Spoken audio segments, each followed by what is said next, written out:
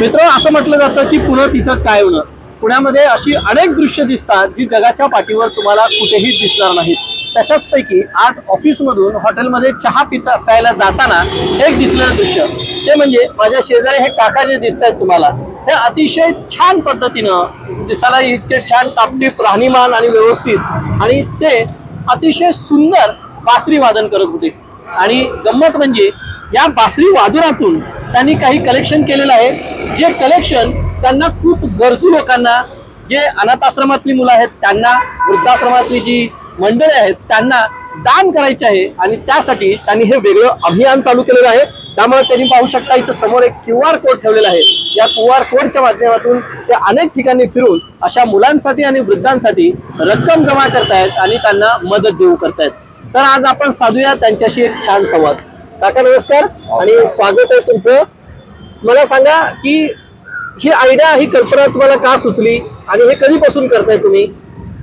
आता आजपासून 10 वर्ष आधी माझा एक मेजर क्रिटिकल ऑपरेशन झालं होतं, बायपास सर्जरी. बर. हा.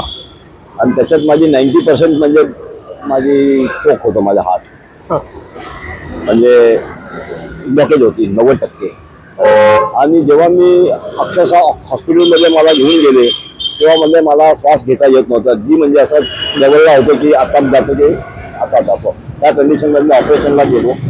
माझं ऑपरेशन ते करायला तयार नव्हतं कारण की आपली कंडिशन खूप खराब होती. तरी त्यांनी मला 1 महिन्याची टायमिंग दिली हॉस्पिटलमध्ये. मिरजी हॉस्पिटलमध्ये मी ऑपरेशन करून घेतलं होतं. आणि त्यातून मग 1 महिन्याच्या नंतर मग थोडी त्यांनी झालं टाकून म्हणलं की आम्ही ठीक आहे, परत प्रयत्न करू, तुम्हाला आम्ही सक्सेसफुली ऑपरेशन करणार आहे. तर माझं ऑपरेशन खूप क्रिटिकल होता आणि त्या क्रिटिकल ऑपरेशनमधून मला कुठलीही होप नव्हती जगण्याची. आता सुद्धा आज सुद्धा करत मी माझा हार्ट चेक करायला नंतर 22 ते 25% माझी हार्ट बीट आहे फक्त. म्हणजे हार्ट वर्किंग करतोय, म्हणजे हार्टची जी कॅपॅसिटी असते ती फक्त 25% आहे. पण मी नंतर डॉक्टरने मला हॉस्पिटलमधून मी सुटलो, 1 महिन्यानंतर मी बाहेर आलो.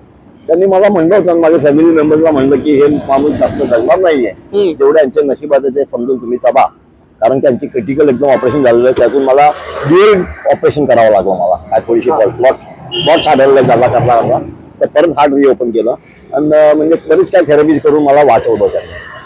आणि त्याच्यानंतर आज मला 9 वर्षाचे पुढे झाले, आता 9 वर्ष होऊन गेले ऑपरेशन होऊन. पण मला एकांतपणामध्ये बसायला माझ्या मनात आला की जेव्हा मला परमेश्वराने मला एक नवीन जन्म दिलेला आहे. मी काय एवढा काय धनाधीश नाहीये की मी माझ्या फंड मधून काय कोणाकरता करू शकतो. पण जेव्हा मला ही चॅलेंज दिली होती आणि मी आपसूक शिकलेलो आहे. मी घरात प्रयत्न करत मी कुठे काय क्लासेस घेतले नाही, काय कारण नाही. आणि मग मी धाडस करून बाहेर पडलो. बाहेर पडून मी काय केलं तर मी बघितलं की निवडल्या वर्षातून खुशी भेटते, अपार खुशी भेटते. खरं आहे. आणि ते इच्छेने मला काही पण डोनेट करून चालून जातात. तर ते पैसे अशी बघायला गेले तर मला प्रत्येक माणसाला पैशाची ताण ही नेहमी असते. माझा पण सुद्धा आहे. त्यांनी लोकांना दाखवायची माझी काही इच्छा नाहीये. मला सपोर्ट ही चांगला आहे की बा माझी मुलगी म्हणजे वेल टू डू आहे, ती खूप माझी काळजी घेते. माझे जावई बापू एकदम उत्तम व्यक्ती आहे आणि त्यांचं खूप चांगलं आहे. ते त्यांना तर मी ही जर कामं करतो त्यांना राग येतो माझ्यावरती आणि त्यांना माहित पण नाही मी पडू देत. मी लपून छपून हा काम करतो, मी लपून छपून करतो. आणि मी असं ठरवलं की देवाने मला आयुष्य दिलंय तर 3 प्रकारचे दान असतात. म्हणजे मानसिक दान करू शकतो आपण, श्रमदान करू शकतो, पैशाचं दान करू शकतो. तर माझ्याकडे काय अशी काय रमती भांडवल किंवा काय माझ्याकडे नाहीये. पण ह्यातून जे काय फंड्स जे माझ्याकडे साचतोय, जे काय पण होत असेल, मी माझ्या हिशोबाने मी कोणाला दाखवत सुद्धा ना, मी करत जातो माझ्या. असंच नाही की मला जाऊन संस्थामध्ये जायला म्हणजे बाकी काय उरले पण. तर माझी इच्छा अशी की ते पैसे मला चांगल्या मार्गी म्हणजे मानव सेवामध्येच लावायचे. किती वर्ष झालं तुम्ही हे करताय? आता हे करतोय मी आता सध्या असं म्हणायला गेलं तर 2 ते 2.25 वर्ष झाले, जास्त झाले नाही. आणि तुमचं वय किती आता? माझं वय 67 वर्ष. माझे वय 67 वर्ष. 67 वर्ष. आणि तुम्ही राहायला तुम्ही सांगितलं कोंढवा परिसरात? आता मी राहायला कोंढव्याला आहे. तसं मी खडकीत जन्म गेलोय. जन्म तसा राजस्थान नाही झालाय, खडकीच आम्ही स्थायिक झालो. जसा माझा जन्म झाला, माझी आई आणि आम्ही मायग्रेट झालो औंधळला म्हणजे खडकीला. आणि तिथेच मी माझं म्हणजे एज्युकेशन तिथे झालं. मी इंडियन सिनियर कॅम्पस पायसर्स कॉलेजमध्ये शिकलेलो आहे. कुठल्या कॉलेजमध्ये? पायसर्स मेमोरियल कॉलेजमध्ये. पायसर्स काय झालं शिक्षण तुमचं? माझ्या इंडियन सिनियर कॅम्पस पर्यंत 11वी पर्यंत मी गेलोय. 11वी मध्ये तिथून पास करून गेलो. आणि मग त्यानंतर काय केलं? त्यानंतर मी बरेच व्यवसाय केले. मी सर्व्हिसही केली आहे. चॅम्पियन डायजिंग मध्ये सर्व्हिस केलेला होतो.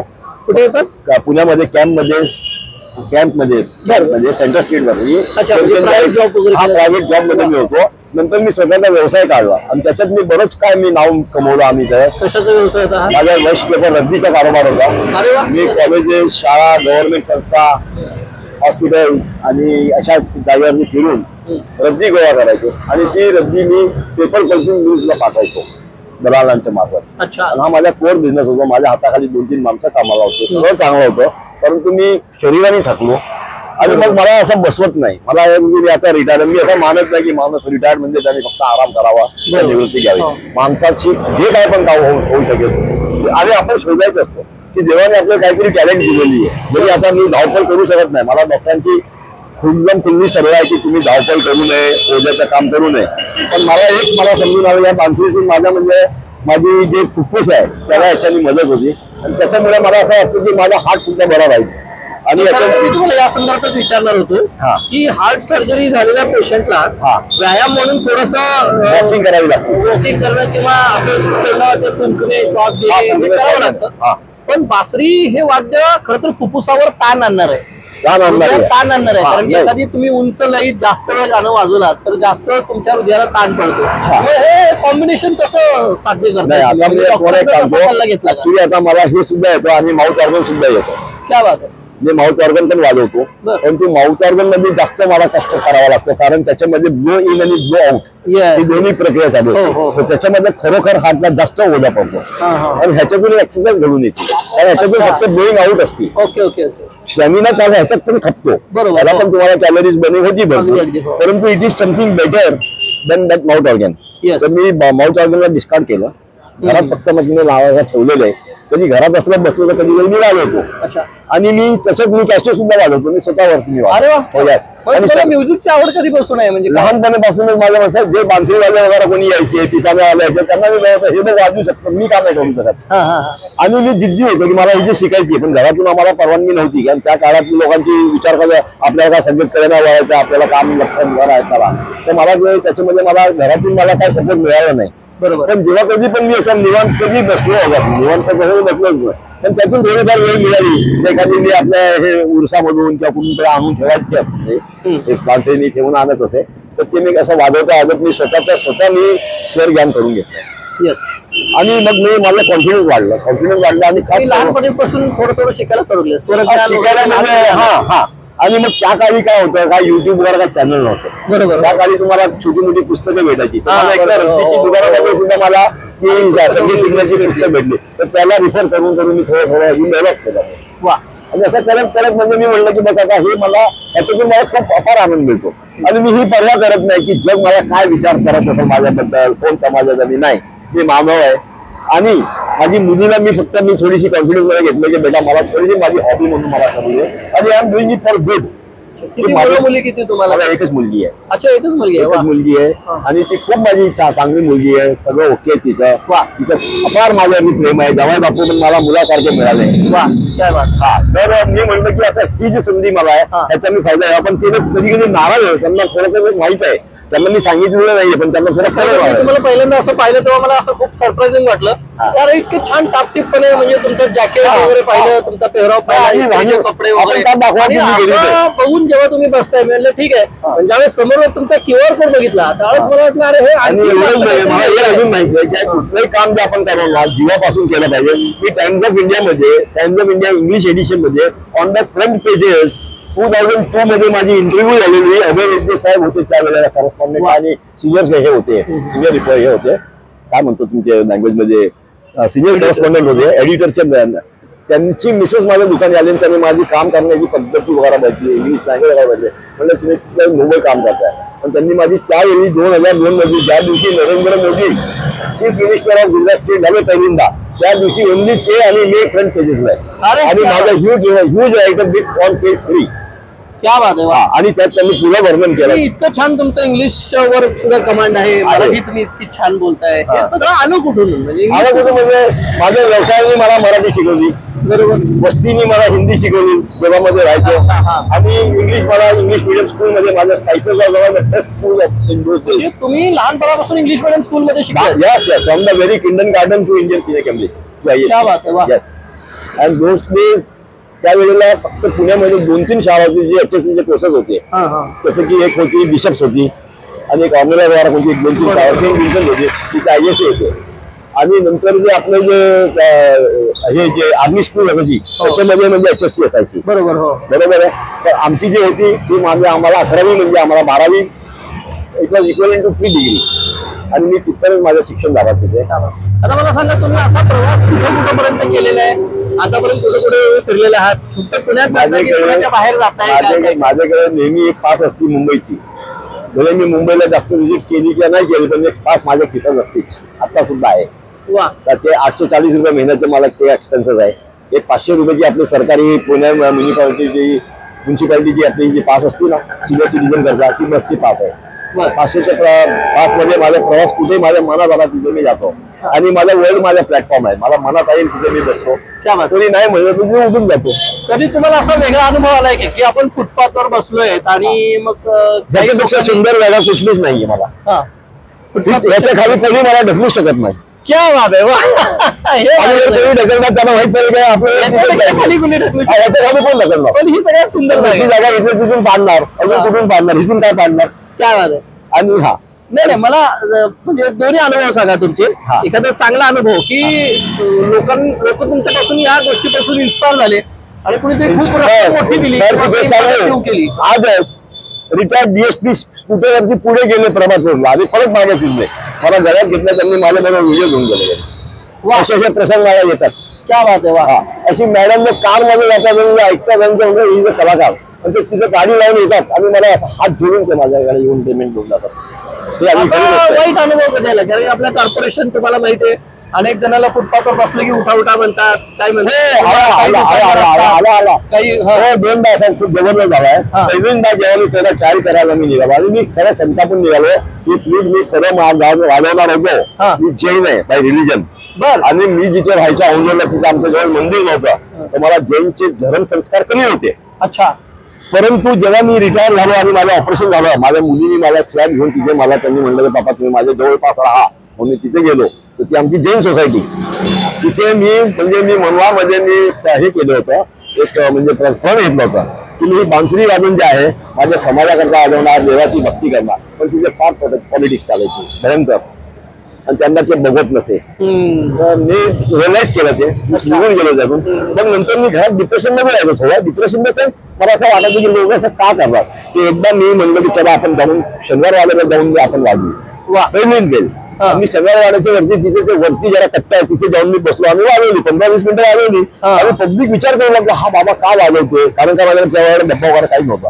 हा डब्बा फक्त कशा करताय की लोकांना समजायला पाहिजे हा बाबा पैसे दिले की मी कुणाकडनं मागत नाही मागणारी नाही मागायची गरज पण नाहीये. ठीक आहे. तर ते दोघं म्हणजे तेव्हा विचारत पडले ते लागायचे की अरे हा माणसाला कसा आपण ऑफर करायचा. आणि तेवढं काय झालं की 20-25 मिनिटं झाली आणि त्यांच्याकडून सेक्युरिटी वाला आला त्यांनी मला हो काय लावलंय डायरेक्ट ग्राउंड कुत्रा घावी आतमध्ये त्यांच्या मध्ये बसलो आणि ते जिथून ते एंट्रन्स आहे आत जायचं मी वरती जाऊन बसलो आपल्या भोळ्यापणाने आणि वाजत बसलो. लोक एन्जॉय करत होते. लोक येणार जाणार थांबले पण त्यांनी मला एकदम घुसवून लावलं बाहेर उधर बैठे जाऊ उधर गाड्या उधर करो अंदर अलाउड इधर कितना अलाउड. अरे ठीक आहे दुनिया बहुत बड़ी है. क्या बात आहे. दुसऱ्या दिवशी मी पास काढली मुंबईची. आणि शिवाजीनगरचा जो टर्मिनल आता होतोय ना ST बसचा बरोबर ते काम चालू असल्यामुळे काय झालं की तिथे जे वर्दळ होती ती कमी झाली. ते हॉटेल्स खूप जोरात चालायची ना बरोबर ते सगळ्यात कमी झालं त्यांच्या बिझनेस. पण मी काय केलं पास काढून मी बाहेर निघालो. मी म्हटलं आपल्याला वाजायची कुठे वाजायची मी हॉटेल वाजायला विचारली तर तिथे ते स्टेशनच्या बाहेर जसं आलं ना ते भेळ आहे त्याच्या बाहेर आलं हॉटेल आहे उडपी हॉटेल आहे त्यांच्याकडे गेलो. त्यांनी मला बघितलं हा माणूस कोणतरी वेगळं जातो बोलो साहब मुझे बांसुरी बजाने का है मेरा ऐसा है. तो बोला अरे बात है अभी हमारा धंधा सब खत्म हो गया है अभी हमारे जैसा पहला धंधा नहीं है. अच्छा ठीक है हम बोलेगा तुम त्यांना काय डोका झाला म्हणला अच्छा अभी बांसुरी आहे तुम्हाला बघा हे मी त्याला बजा कसा बजायचं बजा मला काय वाटलं कोण तुला आला असेल. मी त्याला 2-3 धून सुनावली तर खूप झाली ते. लगेच त्यांच्या अन्नाला म्हणलं त्यांच्या माणसांना साफ पर कुर्सी दो तुमचं उद्या बिटाव बिटाव आणि तिथे पहिल्यांदा तिथे वाजवले. आणि त्याच दिवशी पण मला रिस्पॉन्स मिळाला. अजून सांगतो मी मध्यमवर्गीय गोरगरीब म्हणा किंवा जे हातावरती कमवून खाणारे लोक आहेत आपल्यासारखे जे साधारण माणसं आहेत ते म्हणजे खूप देवा भावाने माझ्याकडे येतात. बरोबर ते पण येतात. त्यांच्यात खूप माणुसकी मला जिवंत माणुसकी दिसते. वा. आणि तसं तो प्रसंग मला तिथे झाला. क्या बात. हा. आणि मग मी 2 तास वाजवली. मग त्या मी जाऊ लागलो. नाही नाही ठेरो ठेरो त्याला सांगतो कुठे घेऊ इडली कुठे घेऊ मला सांगतो नाही नाही घेऊ नको मी खाल्लं तिथे. वा. आणि जाता आता त्यांनी मला 100ची नोट सुद्धा बक्षीस म्हणून दिली. क्या बात आहे. वा. तर माझं धाडच वाढलं की लोक खुश होतात. वा. मग मी बाहेर पाऊल टाकले आणि तेव्हा मी लपून छपून जायचो. मी माझ्या मिसेसला सुद्धा नाही बोलतो म्हणलं चल मी जरा जाता हवा ऐसा करून मी वाजवू दाखव. पण काम मी मुंबई पण गाठते. वा. मुंबईला मी चौपाटीवरती वाजवलेली आहे, मरीन ड्राईव्हला वाजवलेली आहे. आता वाईफ तुमच्या काय त्यांचा विरोध असतो नसतो याला? माझी वाईफ खरं म्हणजे तुम्हाला सांगू का त्यांचं सुद्धा ब्रेन अॅन्युरिझमचं ऑपरेशन झालेलं आहे. अच्छा. ब्रेन अॅन्युरिझम म्हणजे it is a rare medical condition. 1 among 25-30,000 people मध्ये एक माणसाला सुद्धा तो होत नाही आजार. तो आजार झाला होता आणि आम्हाला त्याचा ऑपरेशन करून घ्यावा लागला. आणि त्याच्यामध्ये मला फुल सपोर्ट केला माझ्या जावई बापूंनी. फुल सपोर्ट त्यांनी केला आणि मग सक्सेस झालं ऑपरेशन. त्यांचं ऑपरेशन सक्सेस झालं. 2 ऑपरेशन करावं लागलं. त्याच्यात माझे 20 लाख रुपये पडले. अरे बाप. एक माणसाची जे ऑनेस्ट माणूस त्याची लाईफ सेव्हिंग जी होती ती लाईफ टाइम सेव्हिंग थोडी होऊन जाते. बरोबर. तरी ते मला खूप सपोर्ट करतात. खूप माझ्याकडे जीव आहे त्यांचा. आणि त्यांना ते माहित पडतं रागव नका हमने ये काम केली है पर तुम्ही मला नहीं मैं मेरी बेटी आपको जिसका हुक्म नहीं मैं आपके ऊपर डिपेंडेंट नहीं रह सकता. पैसे को बोलने के लिए मेरे पैसे वाले बहुत श्रीमंत के नाते है कि कोई किसी के काम में आया नहीं है. सगा भाई भी ने जिसके लिए किया सगळे मेहुणे जे म्युझिक माउंटेन म्युझिक वाले फाउंटेन म्युझिक इंडस्ट्री जे आहे ना बरोबर बरोबर त्याचे मालक माझे मेहुणे. अरे वा. बर. व्हायब्रेशनचे आपला शनिवारवाडा आहे ना त्याच्या समोरची बिल्ड त्याची प्रकाश डिपार्टमेंट आहे तिथे त्यांची युनिफॉर्म आणि म्युझिकचे टायमिंग आहे. क्या बात आहे. क्या बात आहे. म्युझिक. अच्छा. तुमच्याकडे 2-3 फ्लूट दिसला मला म्हणजे काय वेगवेगळे असतात स्केल असते. स्केल मध्ये वेगवेगळी स्केल असते. म्हणजे तुम्हाला अगदी म्हणजे तुम्हाला म्युझिकच्या क्लासिकल ची सुद्धा जाण आहे. वेगळ्या स्केल जाण आहे पण मी क्लासिकल वाजवत नाही कारण मी ते क्लासिकल करता मला कमीत कमी ट्रेनिंग घ्यावी लागली असती. ते मी केलं नाही. पण मी फिल्मी गाणं किंवा जुने गाणे असतात माझ्या लोकांना आवडतात. कुठल्या 2-2दा ऐकलं की मी ते बसून घेतो. एवढं माझं काय. काका तुमचं आपले प्रेक्षक हे सगळं बघतील ऐकतील आणि तुमचं हे जे कार्य आहे ते त्यांना आवडलं तर समजा त्यांना कुणाला असं वाटलं की आपल्यापैकी कुणाला असं वाटलं की आपण त्यांना मदत करावी त्यांना काही डोनेट करावं तर त्यासाठी तुमचं हा QR कोड तर आहेच आहे. तुमचा नंबरही सांगा आणि तुमचं नावही सांगा जेणेकरून तुमच्या नंबरवर ते काही तुम्हाला अमाऊंट वाटली की हे काम खूप छान आहे आणि आपण काही डोनेट करावं. मी माझा अकाउंट नंबर पण देऊ शकतो बँकेचा. तुम्ही डायरेक्ट तुमचा नंबर सांगा. गुगल पे नंबर सांगा. पेटीएम नंबर सांगा आणि तुमचं नावही सांगा. माझं नाव आहे नरेश मगराज जैन आणि माझी वय आता 67 आहे. येस. आणि तुमचा नंबर सांगा. माझा फोन नंबर आहे 9822302996. वा. तर मित्रांनो पाहिलं की आपण रिटायरमेंट नंतर आपली जेव्हा दुसरी इनिंग चालू होते तेव्हा शरीर जरी थकलं तरी मन थकत नसतं आणि आपल्या संसाराचा गाडा हा आपल्याला काही करून ओढावाच लागतो. काकांचं ओपन हार्ट सर्जरी झाली. त्यांच्या पत्नीची ब्रेनच्या ट्युमरच्या संदर्भातलं एक मोठं ऑपरेशन झालं. त्याच्यामध्ये आर्थिक दलदलीमध्ये फसल्यानंतर त्यातून ते सही सलामत बाहेर आले आणि आपल्यावर जी अडचणी आल्या आपल्यावर जी संकट आली तशी संकट अनेकांवर येत असतील त्यांना आपण मदत केली पाहिजे ही भावना घेऊन ते आज वयाच्या 70 पर्यंत जाताना सुद्धा लढतायत. फुटपाथवर बसून लोकांना त्यांच्यासाठी मदत मागतायत आणि त्यांच्यासाठी दिवसभर असं त्यांची कला सादर करतायत. आणि हा माझा शब्द आहे की जेव्हा पण मी ह्या पृथ्वीवरून जाणार माझी जे काही फंड्स असणार हे डेडिकेटेड आहे. वा. हे मी कुणाला तरी हस्तांतरित करणार ह्या कामाला मार्गी लावायचे. तर अशा या जैन काकांसाठी आपण सगळ्यांनी सुद्धा अगदी खुल्या हातानं आणि मोकळ्या मनानं आपण सुद्धा मदत करूयात आणि त्यांच्या या कार्याला शुभेच्छा देऊयात. त्यांच्याकडनं जगण्याची प्रेरणा घेऊयात एवढंच सांगेन. आपल्या रिपोर्टर प्रज्वल रामटेके बरोबर Deepak Homkar, law college road, Lokmat. सांगू. तर मित्र आता सांगूयात. तर मित्रांनो आतापर्यंत आपण मुलाखत ऐकली. आता काकांकडनं त्यांच्या या म्युझिकचे आपण एक छान धून ऐकूयात आणि त्याचा आनंद घेऊयात.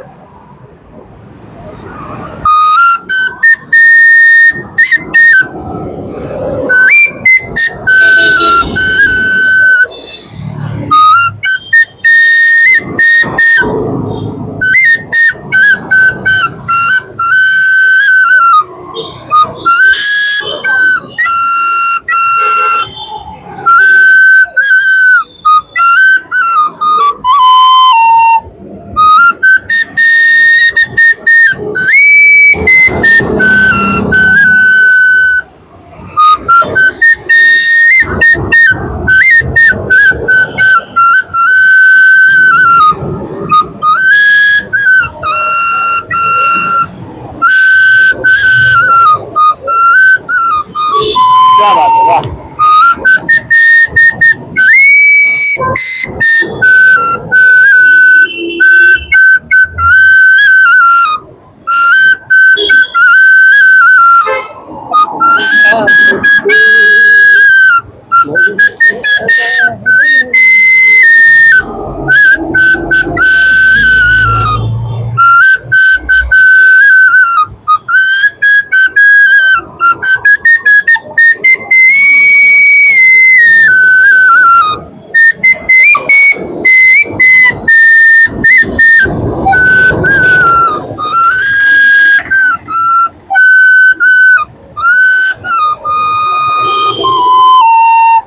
क्या बात आहे, वाह, छान.